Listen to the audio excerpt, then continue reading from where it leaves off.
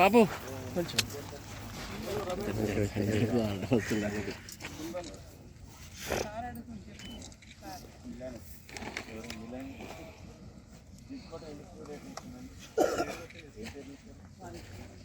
మూడు లారీలు ఆగినాయి ఎన్ని ఆగినాయి రెండు మూడు ఆగినాయి ఎందుకు అమ్మాయిలు తెచ్చుకోవాలి ఎంతమంది ఇప్పుడు ఎంతమంది నైట్ కూడా బ్యాగ్ పెట్టుకోవాలి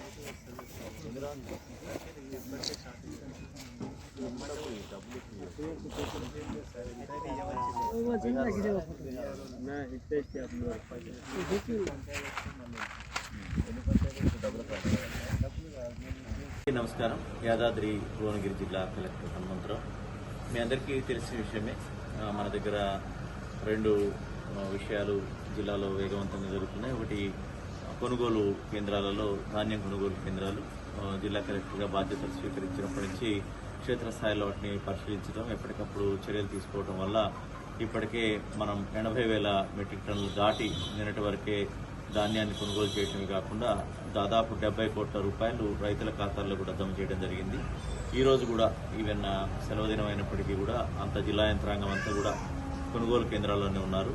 జిల్లా కలెక్టర్ నుంచి మొదలుకొని కింది స్థాయి వరకు కూడా కొనుగోలు కేంద్రాలు అన్ని కూడా తిరుగుతూ రైతుల సమస్యలను ఎప్పటికప్పుడు పరిష్కరిస్తున్నారు. ఇప్పటివరకు మిల్లర్స్ కూడా కోఆపరేట్ చేస్తున్నారు.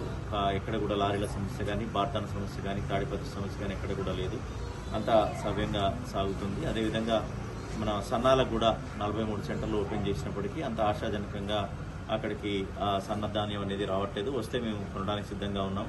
ప్రభుత్వం క్వింటాల్కి 500 రూపాయల బోనస్ కూడా ప్రకటించిన విషయం తెలిసింది. కాబట్టి ఎవరైనా సరే సన్నధాన్యం ఉంటే కూడా ఆయా సెంటర్లకు తీసుకురావాల్సిందిగా రైతులకు విజ్ఞప్తి చేస్తున్నాం. అదేవిధంగా FAQ అనేది పాటించాలి. మనకి ప్రకృతి దయ వల్ల, దేవుడి దయ వల్ల మనకి ఈ మధ్యకాలంలో వర్షాలు లేకపోవడం వల్ల మనకి సకాలంలో ఈ ధాన్యం మారి ఇప్పుడు 17% లోబడి వస్తుంది. అదేవిధంగా తాలు ఇవన్నీ కూడా లేకుండా, డిస్కలర్ లేకుండా ఉంటేనే FAQ నామ్స్ ఉంటేనే కేంద్ర ప్రభుత్వం నిబంధనల ప్రకారం మిల్లర్ తీసుకోవడానికి కూడా అవకాశం ఉంటుంది. కాబట్టి రైతన్నులందరూ కూడా ఆ యొక్క క్వాలిటీ మెయింటైన్ చేయాలని కూడా విజ్ఞప్తి చేస్తున్నాం. అందరూ కూడా ఇప్పటివరకు క్వాలిటీ ప్రకారంగానే ధాన్యాన్ని సరఫరా చేయడం జరుగుతుంది. ఇక రెండో అంశం, ఇది చారిత్రాత్మకమైనది.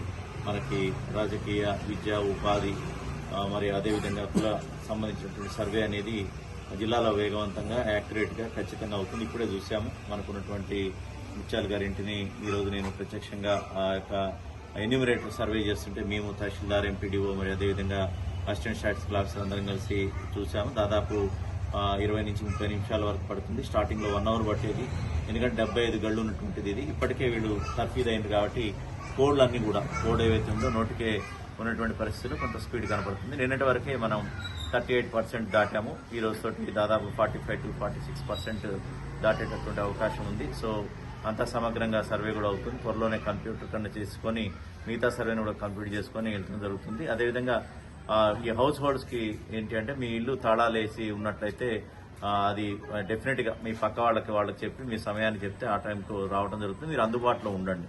ఇంకో 4-5 రోజుల్లో మళ్ళీ సర్వే క్లోజ్ అయిన తర్వాత మీ ఇల్లు కవర్ కాకపోతే ఇబ్బంది అవుతుంది. కాబట్టి డెఫినెట్గా మీరు అందుబాటులో ఉండి సర్వే చేయించుకోండి.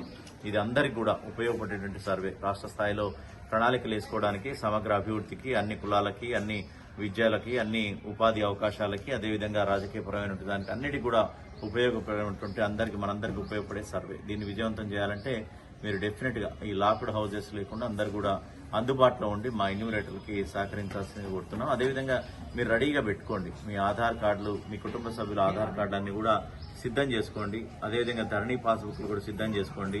రేషన్ కార్డు ఉంటే అది కూడా రెడీగా పెట్టుకోండి. దానివల్ల మా ఎన్యూమరేటర్కి సమయం ఆదా అవుతుంది. వాళ్ళు కూడా ఒత్తిడిలో ఉన్నారు కాబట్టి తొందరగా కంప్లీట్ చేసే ప్రక్రియలో ఒక్కొక్క ఇంటికి ఇంత టైం పడుతుంది. కాబట్టి మళ్ళీ మీరు దాన్ని వెతకడం కోసం 5-10 నిమిషాలు పోతే ఇబ్బంది అవుతుంది. కాబట్టి దానికి సహకరించాల్సిందిగా మీ అందరికీ కూడా రిక్వెస్ట్ చేస్తూ ఈ రెండు కార్యక్రమాలని మనందరం కలిసి ప్రజల భాగస్వామ్యంతో విజయవంతం చేసుకోవాలని కోరుతున్నాం.